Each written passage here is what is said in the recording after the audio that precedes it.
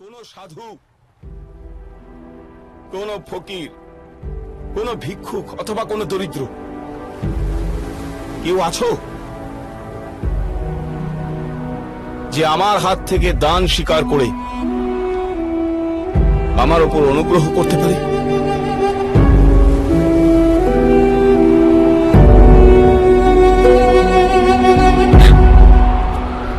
পুত্র কর্ণ, দরিদ্র আমি আর ভিক্ষুক।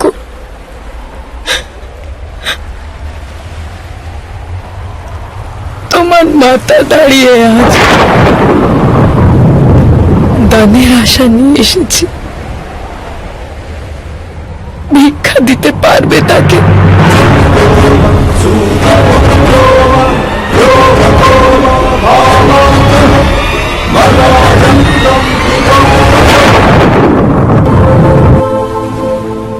রাজমাতা। না পুত্র,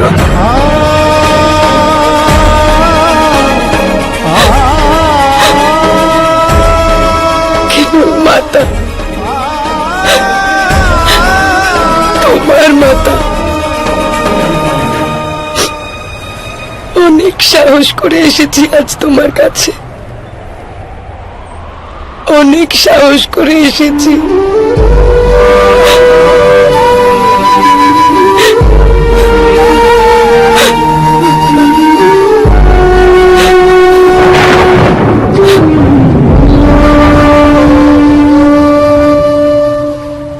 যোদ্ধার মাতাকে সাহস করার জন্য এতটা সময় লেগে গেল?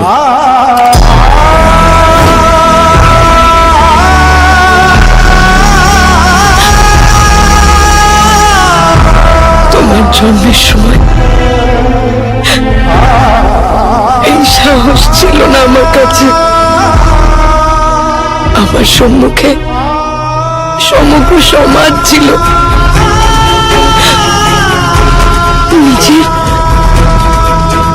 নিজের চরিত্রের উপর কালিমা লেপন স্বীকার করেও নিতাম আমি।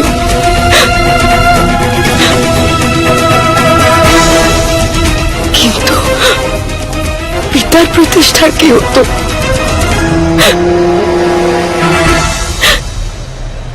তা কি প্রকারে আমি মেনে নিতাম পুত্র? অবশ্যই পিতার প্রতিষ্ঠা পুত্রের জীবনের তুলনায় অধিক মূল্যবান ছিল। আপনি না পুত্র,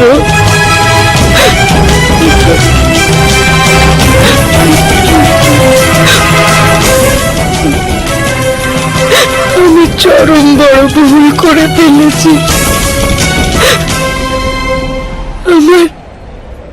আমার সেই ভুলের কি পরিণাম হবে এই জানার মতো বুদ্ধি ছিল না আমার। আপনার ওই ভুলের পরিণাম আমি।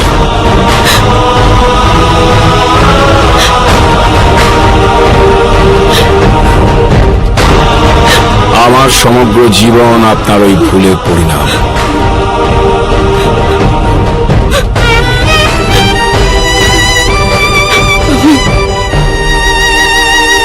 আমি সেই ভুল সংশোধন করতে এসেছি পুত্র।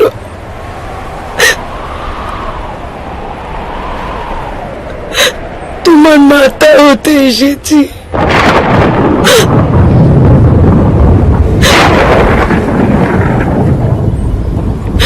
এখন এসেছেন আপনি মাতা হতে? এখন এসেছেন? এখন আমি সেই মাতাকে নিয়ে কি করব যিনি রাতের পর রাত জেগে নিজের অশ্রুপাত করেছে? যখনই আমি ক্ষুধার্ত হয়ে থেকেছি, যখনই কেউ আমার হাতে ধনুক দেখে উপহাস করেছে, উনি আমার হাত নিজের হাতে রেখে ধৈর্য শিখিয়েছে। সেই মাতাকে কি করব আমি, যে এই সময়ও এই ভেবে অশ্রুপাত করছে যে এখন লোক আমাকে তার নামে নয় অন্য নামে অভিহিত করবে? সেই মাতাকে নিয়ে কি করব আমি?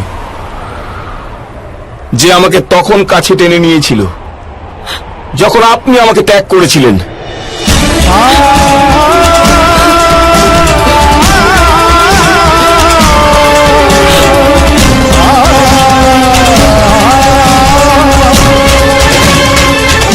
নিজের সেই মাতাকে নিয়ে কি করব আমি?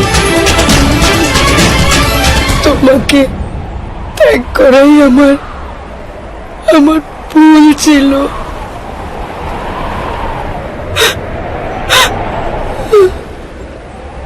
আমাকে ক্ষমা করে দাও পুত্র, ক্ষমা করে দাও আমায়।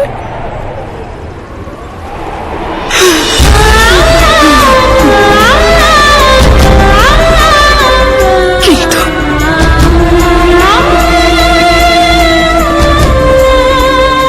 আজ আমি উপস্থিত হয়েছি তোমার মাতা হয়ে। পরিস্থিতি বদলাতে পারে বৎস, বদলাতে পারে সবকিছু। অতীতকে কি প্রকারে পরিবর্তন করা যাবে রাজমাতা? আপনি আমাকে ত্যাগ করেছিলেন, এটা কি আপনি পরিবর্তন করতে পারবেন? আমি সর্বদাই আপনার চক্ষুর সম্মুখে, আর আপনি স্বীকার পর্যন্ত করেননি।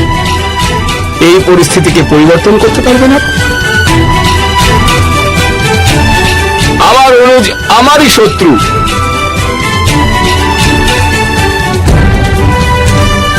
পরিস্থিতিকে পরিবর্তন করতে পারবেন আপনি? বৃক্ষ থেকে পতিত ফল পুনরায় বৃক্ষে জোড়া যায় না রাজমাতা। অতীতকে কেউ পরিবর্তন করতে পারে না, না আপনি, না আমি, কেউ না। অতীতে যে প্রবাহে নিজের পুত্রকে ত্যাগ করেছিলেন, তাতেই আপনার পুত্র নিমজ্জিত হয়েছে রাজমাতা।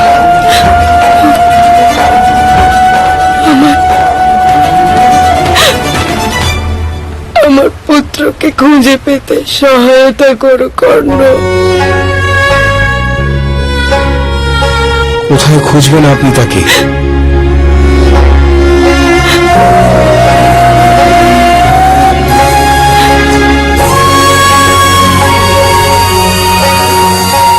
অগ্নুৎপাত যখন শান্ত হয়ে যায়, তখনও ভস্যের ভিতর অঙ্গার জ্বলতেই থাকে। ওই প্রকারই আপনার পুত্র জ্বলছে, জীবনভর পীড়া আর অপমানের দ্বারা।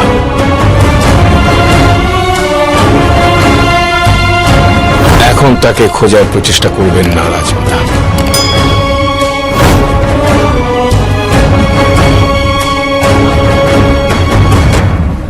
এই দ্বিধা, এই তিক্ততা আমরা সমাপ্ত করতে পারি পুত্র। এখন তোমার আর কোনো দুঃখ, কোনো অপমান, কোনো অশ্রু প্রাপ্তি হবে না। তুমি পাণ্ডব নামে খ্যাত হবে।